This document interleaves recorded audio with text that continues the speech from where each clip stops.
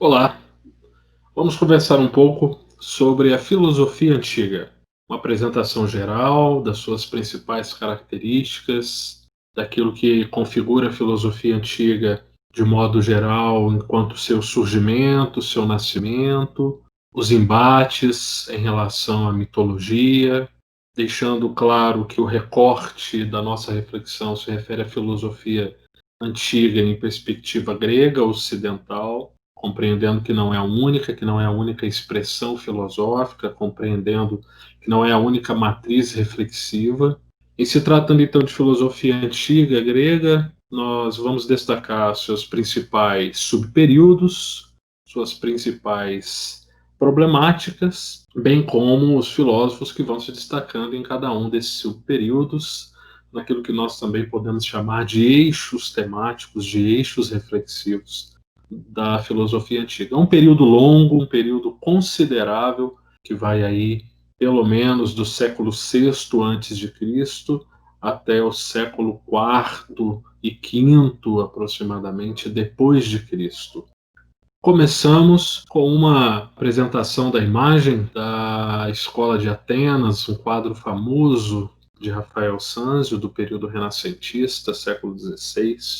São muitas as pessoas destacadas e, ao centro, os dois maiores representantes da filosofia sistemática na antiguidade, Platão, apontando seu dedo para cima, uma perspectiva que acena ao seu dualismo filosófico, ao mundo sensível, ao mundo das ideias, e ao seu lado Aristóteles, com a mão apontada para baixo, já numa perspectiva cosmológica e metafísica de cunho mais realista e não dualista, como seu mestre Platão.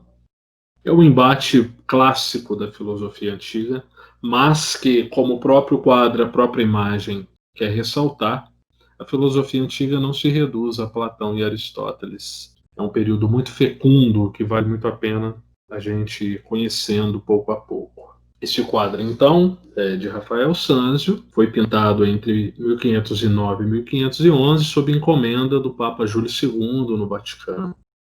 Tratamos então de filosofia antiga. A própria filosofia também, com sua história, ela é definida, né? Ela é dividida em antiga, medieval, renascentista, moderna, contemporânea. E isso espantou muitas pessoas, pensar que a própria filosofia também tem uma história. E sim, porque a filosofia ela não é única, a filosofia ela não tem uma postura só, ela não tem uma noção apenas de visão de mundo, uma noção apenas de ser humano que se sustenta desde sempre. São muitos os filósofos, são muitas as reflexões, são muitos os cenários, são muitos os contextos em que a reflexão filosófica se desenvolve. Não nos espantemos ao nos deparar com também uma história da filosofia, com uma reflexão, portanto, que é fruto, filho do seu tempo, filha do seu tempo, situada historicamente. Os filósofos, ainda que muitos recebam a alcunha de pessoas excêntricas, desligadas da realidade, que apenas devaneiam e fazem reflexões que têm até algumas frases bonitas, mas que não dizem nada de forma prática à nossa cotidianeidade, isso, na verdade, é uma depreciação que também reflete um certo desconhecimento do espírito filosófico. A reflexão filosófica é filha do seu tempo. Ela é situada contextualmente. Então, os problemas que historicamente os seres humanos vão vivendo são matéria-prima para a própria reflexão que esse mesmo homem, esse mesmo ser humano faz. E a reflexão filosófica, como coisa do mundo, como coisa do homem, também está nessa perspectiva. André Comte-Sponville, pensador, um filósofo francês contemporâneo, ainda vivo, em plena produção, nos provoca quanto a isso. Que a filosofia tem uma história, isso é um dado de fato. Que exista uma filosofia da história, isso se pode conceber. Seria a verdade eterna do devir, a reflexão filosófica sobre a própria historicidade humana. Mas uma história da filosofia? Se a verdade não tem história, ela é eterna, como é possível que a filosofia tenha uma? Como é possível que a filosofia tenha sua história? E como ressaltamos, evidentemente é porque nenhuma filosofia é a verdade. A filosofia é coisa humana. Como escaparia a historicidade? A filosofia é do mundo. Como escaparia ao devir? ao fluir, ao desenvolvimento.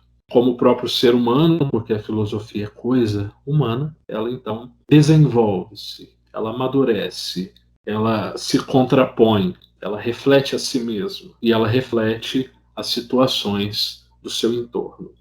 A filosofia e a história, e por isso importa uma história da filosofia, uma filosofia da história, essas duas disciplinas operam um resgate, um trabalho importantíssimo, né, de resgate da consciência. Um trabalho mesmo de salvação do homem enquanto ser que busca sentido e que faz-se historicamente.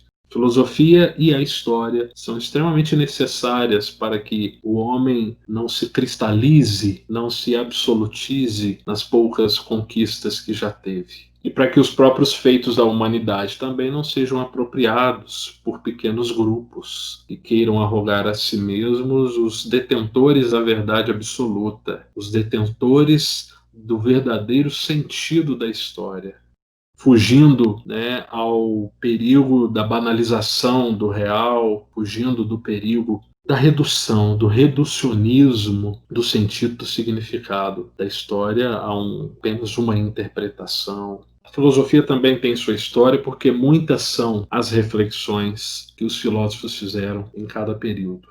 Em se tratando de filosofia antiga, então nós temos já um problema, né, um embate importante, que é o fato de a própria antiguidade ser uma periodização, uma construção conceitual problemática, muito plural de sentidos. Na cabeça de muitas pessoas, a antiguidade é uma unidade que se concentra em Grécia e Roma, como se a própria Grécia fosse uma coisa só. A própria Grécia é uma multiplicidade de visões. E a antiguidade não é só o Ocidente. Professor Cambi, um historiador da educação, um historiador da pedagogia, do processo de formação humana, tem uma afirmativa interessante sobre isso. A unidade do mundo clássico foi quebrada. Sua identidade tornou-se mais problemática. Um rico pluralismo invadiu seus limites. A unidade do mundo clássico, então, quebrada. Há um pluralismo rico de vertentes, de visões, de interpretações, de produções, de autores e autoras. Não mais a Grécia e Roma, mas sim um pluralismo de povos e culturas, religiões e de conhecimentos técnicos unificado pelo Mediterrâneo, um grande lago de interseções e de mesclas étnicas e culturais. O mundo clássico nasce no interior desse Mediterrâneo encruzilhada, que encontra, que faz encontrar, que faz convergir Europa, Oriente, Norte da África. O mundo grego, por exemplo, na religião, nas técnicas, no pensamento, na arte, na política, é devedor ao mundo mediterrâneo de muitas de suas prerrogativas, dos pré-requisitos, inclusive, de suas prerrogativas, como a matemática, a geometria e tantas outras coisas que o mundo grego depende, recebeu como herança do mundo oriental, enfim, de tantos outros povos em torno do Mediterrâneo. Então, a própria antiguidade é uma complexidade e, do ponto de vista histórico, então, daria reflexões e mais reflexões. Em se tratando, então, de filosofia antiga, isso também se dá, porque as interpretações são múltiplas, os inúmeros filósofos de destaque do período antigo são constantemente reinterpretados, inclusive por eles mesmos, pelos próprios filósofos e pensadores da antiguidade. Muitos deles não deixaram nada escrito, o que sabemos de alguns é porque outros falaram sobre ele, e muitas das vezes esses outros que falaram sobre determinados pensadores eram pessoas que não gostavam daqueles aos quais falavam, então fica um problema se aquilo que nós sabemos, por exemplo, de um grupo de pensadores chamados sofistas, se aquilo que sabemos dos sofistas corresponde de fato às ideias, aquilo que os sofistas fizeram e pensaram, ou se é fruto de uma caricatura, de uma interpretação, ou mesmo de uma leitura equivocada, e talvez até conscientemente equivocada, construída pelos seus opositores. Mas é sempre importante, talvez por isso mesmo seja importante a volta aos antigos, para estarmos cientes de que estamos diante de um contexto muito complexo e que não é tão antigo assim.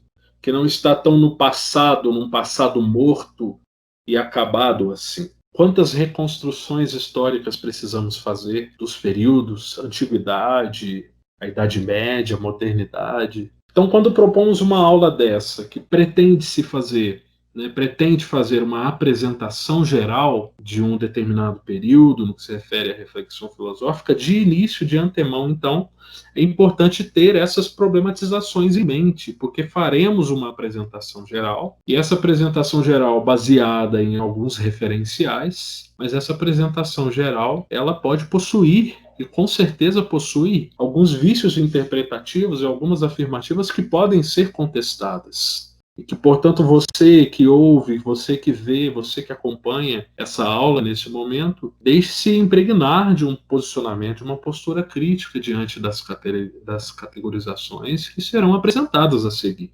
Porque isso é fruto de dadas reconstruções. Reconstruções que fazemos o mais honestamente possível, limitado ao próprio escopo dessa aula, que é o escopo de uma apresentação geral. Então é importante que você que assiste, você que vê essa aula neste momento, né, tome consciência e tome também essa postura crítica, reflexiva, porque estamos diante de uma periodização bastante complexa, emblemática e problemática. Problemática no sentido de que exige problematização, investigação sempre constante. Importa é mudar o olhar, deixar de ver a antiguidade como algo morto, respeitável e tedioso. A pergunta quem são os antigos não diz mais respeito ao catálogo nem à simples delimitação no espaço e no tempo. Exige uma análise de nossa representação dos antigos, ou antes das representações sucessivas que instalaram os autores da antiguidade na posição de modelos, de referências, de pontos de partida.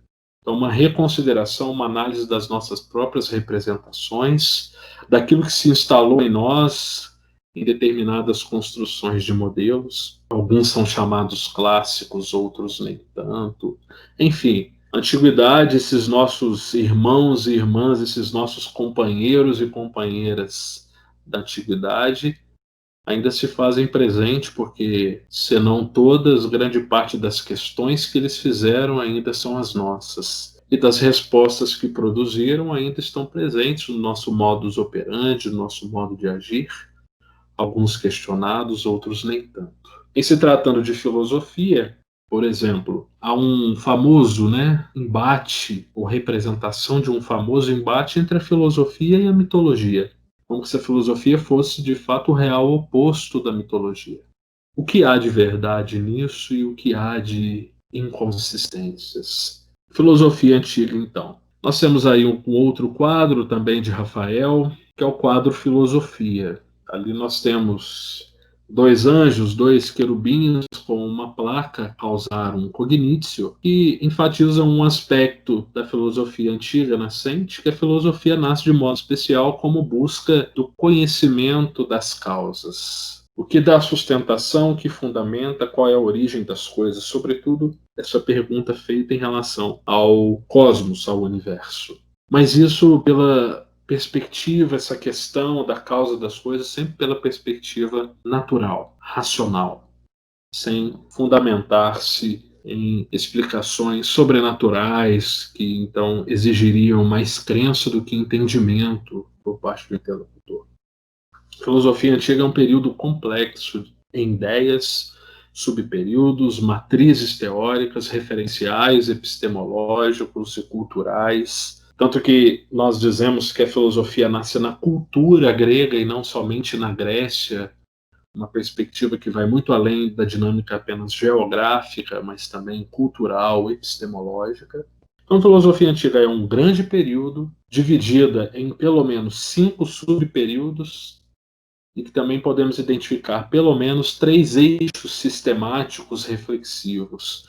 O que se refere à filosofia antiga, esse período? Em geral, o período da filosofia antiga refere-se ao surgimento e ao desenvolvimento da filosofia de matriz ocidental grega.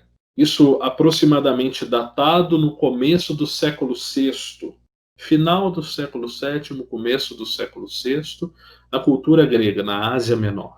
Isso é um dado interessante porque os primeiros, aqueles que são considerados os primeiros filósofos, eles não desenvolveram o seu filosofar no centro da cultura grega, mas naquilo que nós podemos chamar de periferia da cultura grega, na Ásia Menor. Mileto, Éfeso, Samos. Então nós estamos situando a filosofia num contexto cultural, mais que geográfico, e por volta do século VI a.C., o que não significa que antes disso as pessoas não pensassem. Os gregos inauguram, talvez, ou sistematizam a inauguração de uma reflexão sistemática teórica sobre o saber prático já disponível, em aprofundar nas causas daquilo que nós já tínhamos então disponível como saber prático. Um trabalho reflexivo que acaba então estabelecendo a filosofia como algo que vai se contrapor ao modelo explicativo que vigorava até então da realidade entre os gregos, que era o modelo explicativo mítico, uma insatisfação com a explicação mítica. Elas passam a ser questionadas porque tidas como excessivamente sobrenaturais, fantasiosas, que careciam então de uma maior fundamentação. Esse problema desse embate entre filosofia e mito é um problema que se mantém até hoje entre os historiadores e os estudiosos da filosofia. Em que ponto ou até que ponto a filosofia de fato opera uma ruptura com a reflexão mítica e também pressupõe certa continuidade em relação ao mito, pelo menos no que se refere às suas perguntas, aos seus questionamentos, ao seu objeto de reflexão. A filosofia surge, então, como uma nova metodologia, ou teria surgido como uma nova metodologia, no afã de buscar uma nova forma de responder às questões, uma nova metodologia de explicação da realidade. Não mais fantasiosa, mais lógica e natural. Não sobrenatural, natural. Não mais baseada na autoridade de uma pessoa que supostamente recebe uma revelação divina, mas uma autoridade universal e impessoal, então seria a razão. Então a base para a filosofia antiga é a razão.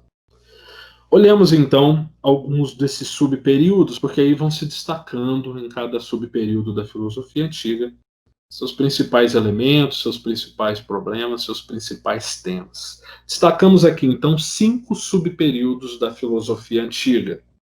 O primeiro subperíodo, o primeiro momento da história da filosofia, seria aquele momento que nós chamamos de pré-socrático. Esse conceito, esse termo, ele é bastante problemático e é sempre preciso considerá-lo para além do óbvio do que ele inicialmente parece demonstrar. O período pré-socrático, comumente se diz, é aquele período que se refere aos filósofos que viveram antes de Sócrates.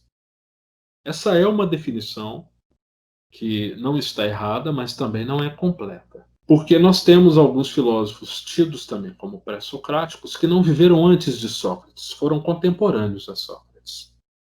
Então, só essa diferenciação cronológica não basta. Nós compreendemos também que há uma caracterização geográfica. Os pré-socráticos, né, a filosofia antiga grega nasce com os filósofos pré-socráticos, não no centro da cultura grega, sobretudo Atenas, em termos de formação intelectualizada, mas na periferia da cultura grega. Mas essa também não basta, porque alguns pré-socráticos desenvolveram o seu filosofar também em Atenas.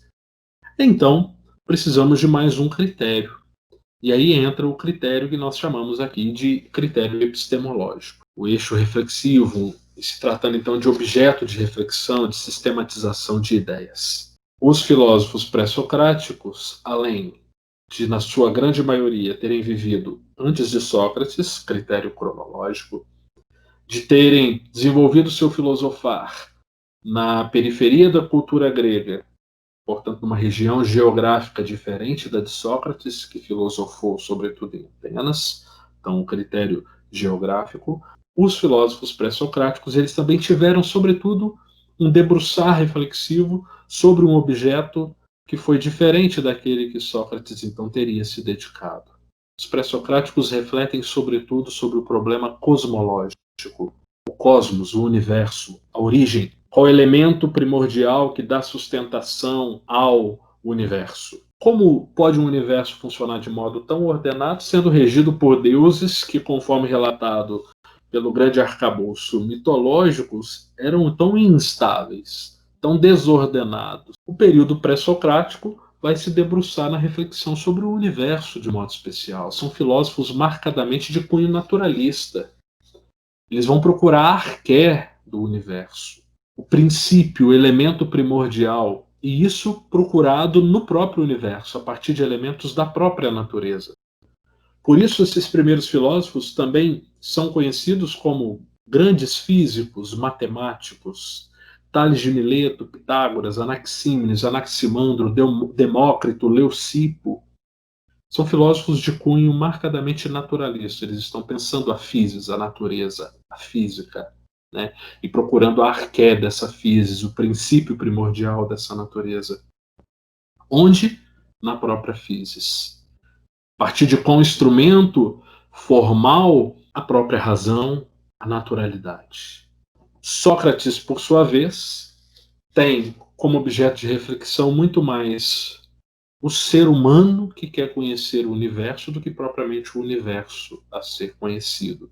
Então nós temos, em decorrência disso, Sócrates talvez como um divisor fundamental de águas, porque isso marca a filosofia de modo decisivo, a reflexão antropológica, o problema ético, o problema moral, o problema político, né, a felicidade, como viver para viver bem, a busca pelo conhecimento, não apenas conhecer as coisas, mas procurar conhecer o ser humano que quer conhecer, o ser humano que conhece as coisas.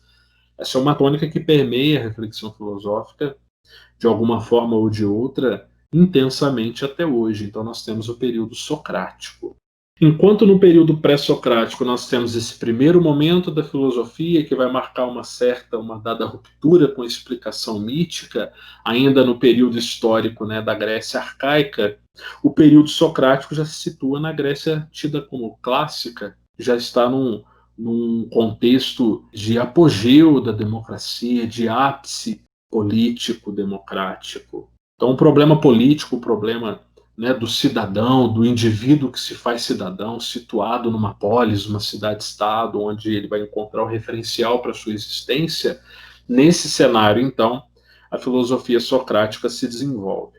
Nós temos como representantes interessantes desse período os sofistas, né, um grupo de pensadores itinerantes que atuavam sobretudo em Atenas, nesse contexto da democracia, como difusores, como educadores da arte de falar bem em público, porque essa é uma das grandes características da democracia, um dos grandes direitos do cidadão democrático, o direito de fazer uso público da palavra.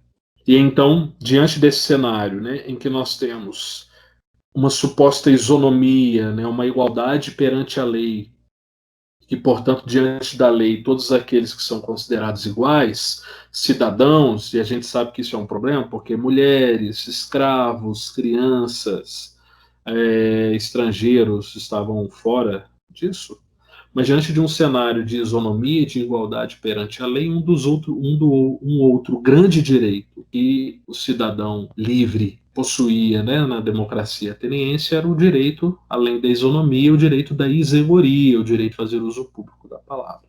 Isso teria gerado um certo desconforto nos pensadores, nos filósofos, sobretudo Sócrates, que entendia que os sofistas, ou talvez o Sócrates de Platão e de Aristóteles, entendia que os sofistas não tinham comprometimento na busca pela verdade, que importava para os sofistas apenas o convencer retoricamente e não o convencer pela demonstração racional. Teria surgido aí um embate e Sócrates, então, compreendendo que o grande trabalho do ser humano é conhecer a si mesmo, reconhecendo sua própria ignorância, fazendo da busca pelo saber, fazendo do exercício filosófico um verdadeiro remédio para os vícios, para a cura da alma.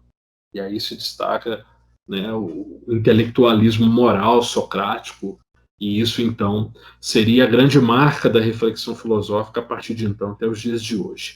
Então nós temos o período socrático e o período, na sequência, sistemático, e aí destacando então Platão e Aristóteles, que seriam os dois autores que fizeram uma profunda sistematização da tradição filosófica antiga, refletindo filosoficamente sobre diversas coisas: ética, política, arte, né, estética, religião, educação, formação do homem, natureza, teoria do conhecimento, os nossos próprios sistemas elaborados de conhecimento, epistemologia, mas também a nossa própria capacidade de elaborar esses sistemas. Então, uma reflexão de cunho também gnosiológico, não só a epistemologia, mas a gnosiologia. Enfim, tantas temáticas. Aristóteles, por exemplo, um grande sistemático, contribui na área da botânica, contribui na área da física, da cosmologia, da astronomia, da própria antropologia. Há indícios, né, de uma psicologia, embora seja um termo anacrônico, temos consciência disso, né, mas uma reflexão muito grande sobre a psique, sobre a alma humana, sobre as almas, né, ou as partes das almas humanas, como Platão e Aristóteles gostam de trabalhar. Esses dois momentos, subperíodo socrático sistemático, bastante inseridos, né, naquilo que nós chamamos de Grécia clássica. Todavia, com a tomada, né, a invasão, o impasse político da Grécia em relação aos macedônicos e o exército de Alexandre o Grande revirando a história grega, substituindo o ideal polita de cidade-estado grego por um ideal bem mais cosmopolita, expansão da cultura grega pelo Oriente Próximo.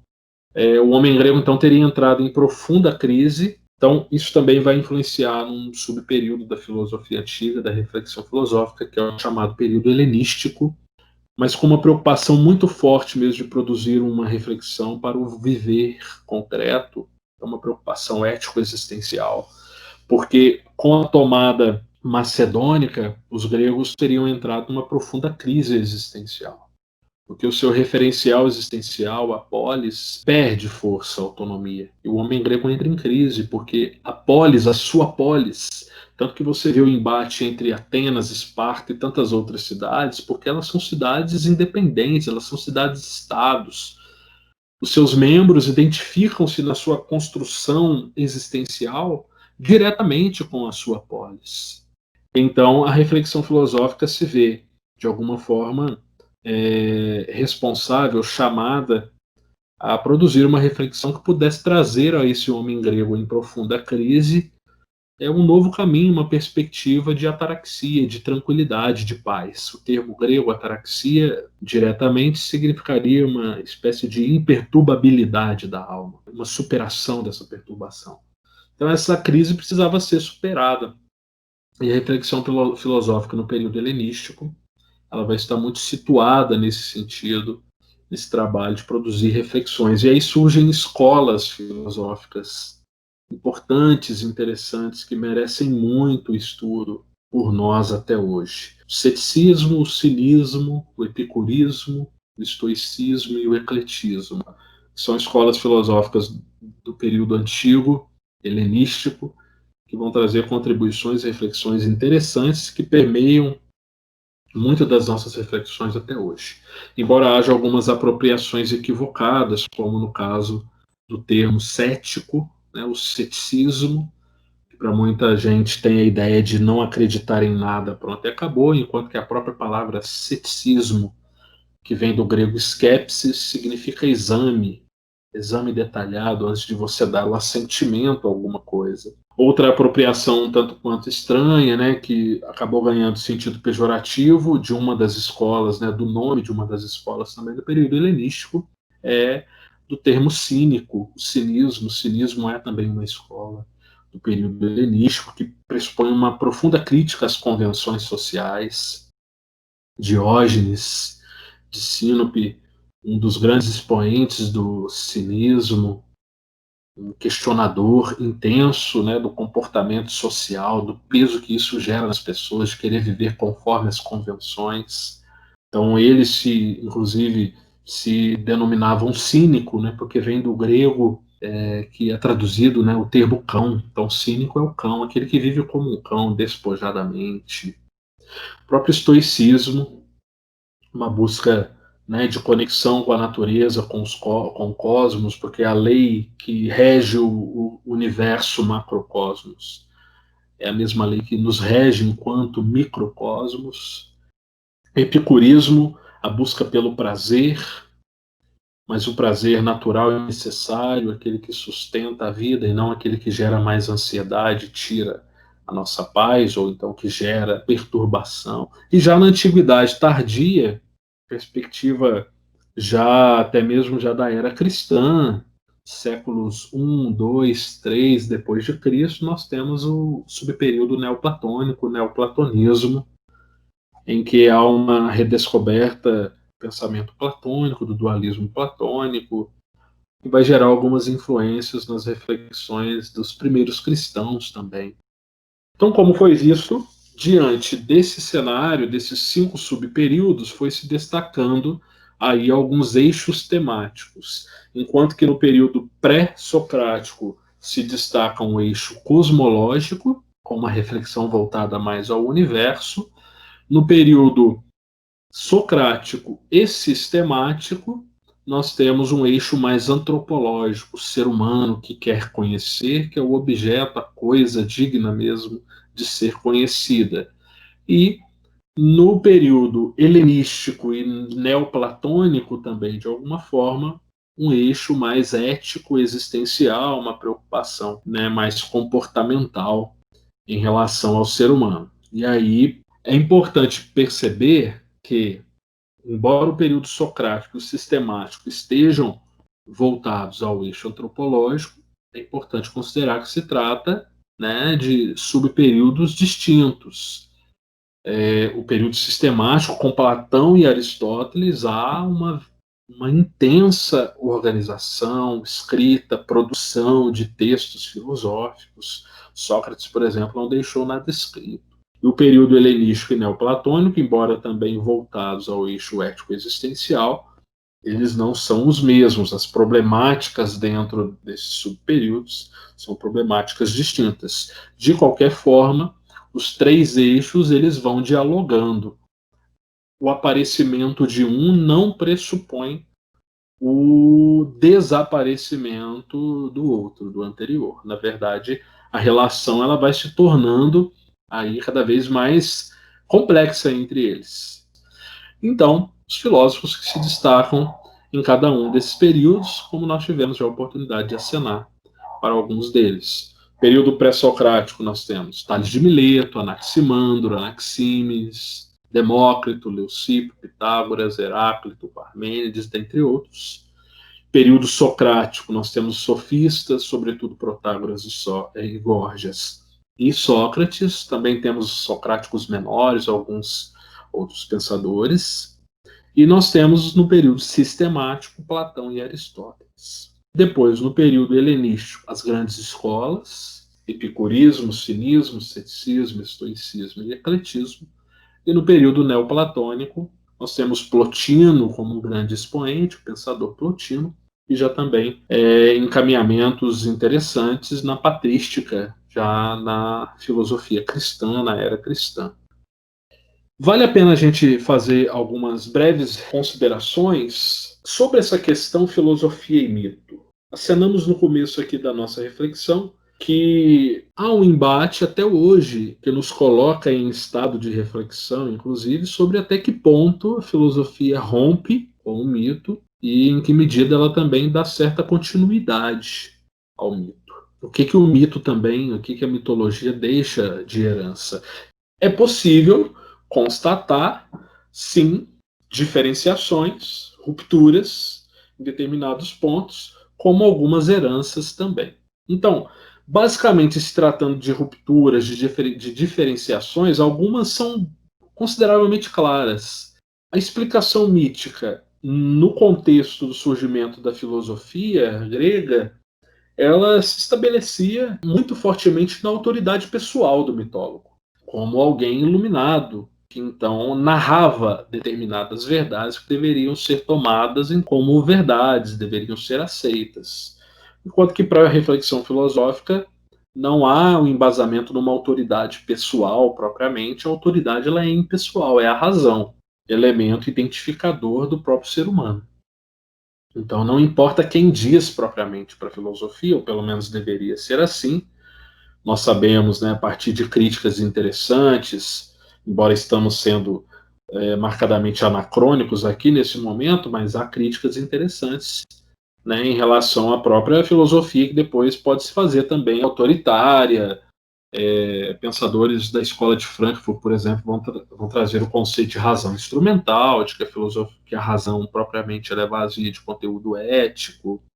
Ela pode servir tanto a projetos de humanização quanto de desumanização e barbárie. O próprio Pierre Bourdieu nos ajuda a pensar o quanto o processo de diplomação acaba construindo guetos e campos de autoridade que acaba silenciando outros, e isso na filosofia, na ciência também acontece. Se você não tem um diploma de um determinado campo, de um determinado tema, em muitas situações você é desautorizado para falar sobre aquilo. Então, como diz o Bourdieu, né, na sua provocação, e aí acaba que nesse sentido o diploma tem muito mais a ver com os amuletos do que a gente supõe.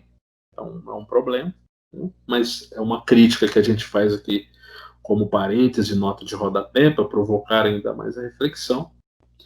O mito se sustenta em alguma medida, então, em elementos sobrenaturais, o caráter mágico da explicação, a revelação divina, enquanto que a filosofia quer estabelecer uma reflexão natural, racionalizada. O mito convive bem com contradições, no sentido de fala uma coisa, o sujeito fala uma coisa agora, e daqui pouco tempo ele já fala outra, e convive-se bem com isso, enquanto que a filosofia ela não lida bem com essa contradição, nesse sentido do sujeito falar A e falar B pouco depois e ficar por isso mesmo, ou um argumento afirmar uma coisa agora e na frente ele afirmar outra coisa que opõe, que destrói o anterior, e a pessoa não perceber. A filosofia se incomoda com isso. É diferente do contraditório. A filosofia estabelece o contraditório no sentido dialético, né? Você precisa lidar com reflexões que sejam opostas, diferentes da sua. O mito exige, de certa forma, uma crença maior, você acreditar naquilo que o mitólogo está dizendo, porque a filosofia exige entendimento. Você então vai dar o seu assentimento a uma coisa porque você entendeu e não porque alguém está te obrigando, que ela supostamente foi então iluminada e você tem que acreditar nisso. Então aí estabelece uma diferença interessante naquilo que nós dizemos, mas que também acena certas aproximações. A filosofia herda, em alguma medida, da mitologia, uma preocupação em querer conhecer o mundo, o universo, o cosmos. Então ela toma o cosmo como mesmo objeto inicialmente até hoje. O que se altera, em alguma medida, é a explicação sobre o objeto. Então, enquanto o mito faz cosmogonias, explicações sobrenaturais baseadas em genealogias acerca do surgimento das coisas, a filosofia faz não cosmogonia, mas cosmologia. Vai no logos, que é procurar a razão, o fundamento racional, natural, que seja apreensível racionalmente para o universo, por exemplo. Nesse sentido, o mito estabelece-se mais como uma narrativa imemorial, verdadeira, enquanto que a filosofia é um argumento, é uma exposição argumentativa. Precisa haver demonstração clara das premissas, que encaminham inferências, conclusões e certezas. Mas nós temos diversos autores, como Joseph Campbell, Luc Ferry, que nos ajuda a refletir um pouco melhor acerca das contribuições, também das heranças que a mitologia acaba deixando, e mesmo tentando identificar um fio condutor do empreendimento mítico, da reflexão mítica, que não é apenas fantasia, não é apenas ilusão. Um fio condutor do empreendimento mítico, né, permeia muito as narrativas míticas. A vida boa se define com a vida em harmonia com a ordem cósmica, que tão penosamente saiu do caos. Então, a própria ideia de cosmos, né, como o oposto do caos, cosmos é ordem. Isso marca muito a narrativa mítica.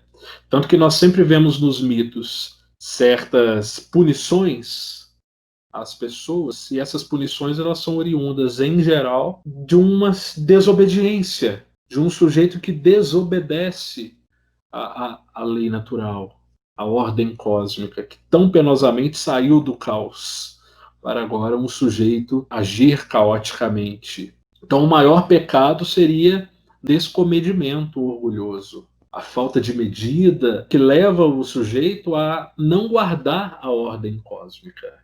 E aí, nesse sentido, os mitos nos encaminham para uma reflexão, né, uma moral da história, um encaminhamento moral, de que a maior virtude, então, seria a justiça, que estaria, então, no reconhecimento prático do que cabe a cada um de nós no mundo.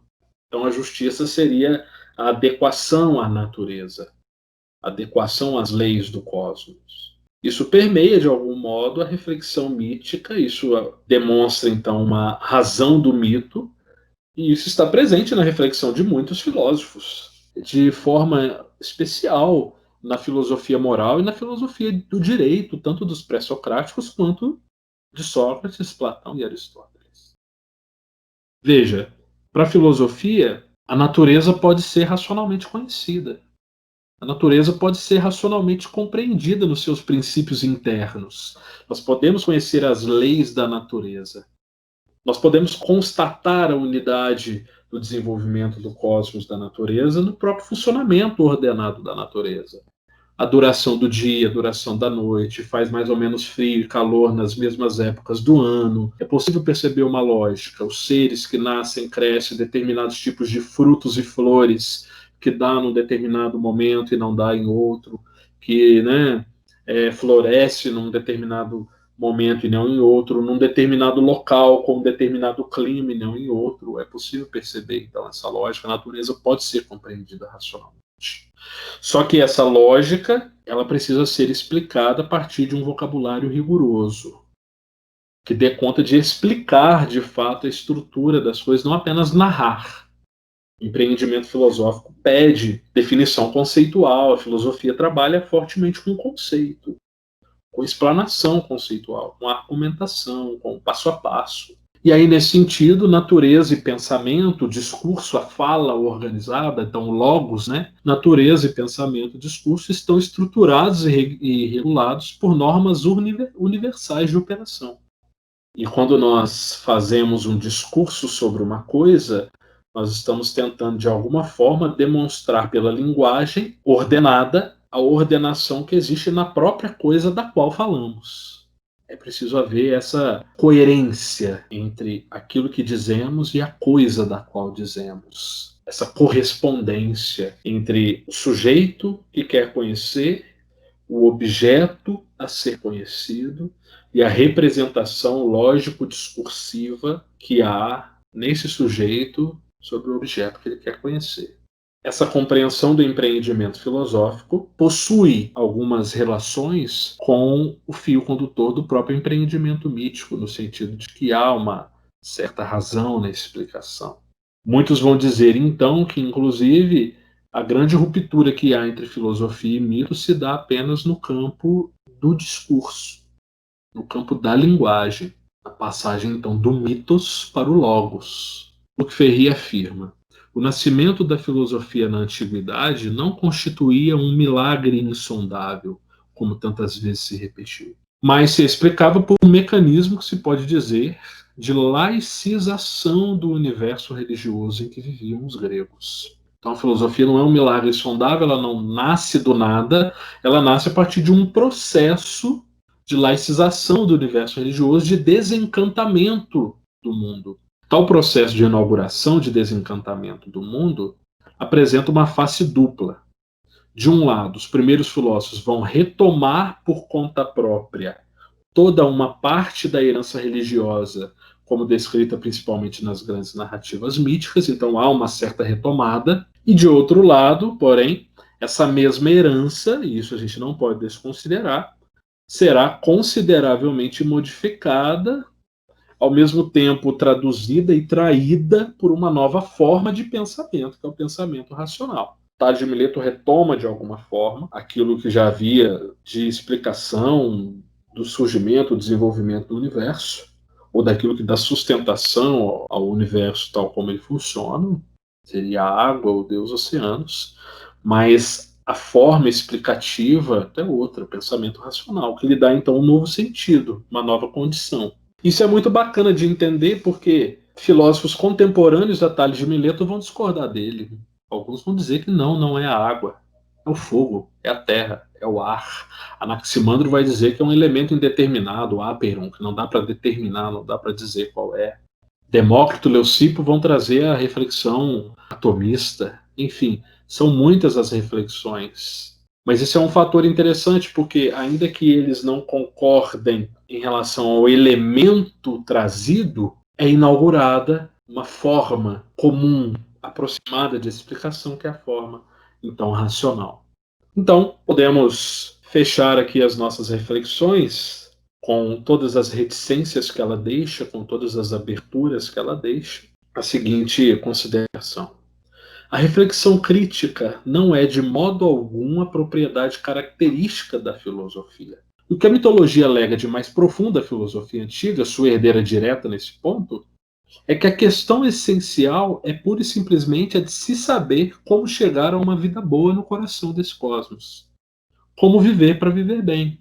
Então, se de alguma forma os mitólogos têm no seu empreendimento reflexivo um pouco dessa lógica de que nós não podemos ferir, né, a lei interna da natureza, porque nós somos natureza, precisamos dessa correspondência com a lei da natureza. Então já há na mitologia essa preocupação de saber como chegar a uma vida boa no coração deste universo. Mesmo que, na perspectiva então filosófica, há um processo de secularização e de desdivinização disso. A análise então da passagem da mitologia para a filosofia confirma em todos os pontos a ideia da filosofia ser de fato uma doutrina da salvação sem Deus, sem recorrer a deuses, sem recorrer a elementos sobrenaturais. Mas é uma certa doutrina da salvação. Como assim? Que salvação?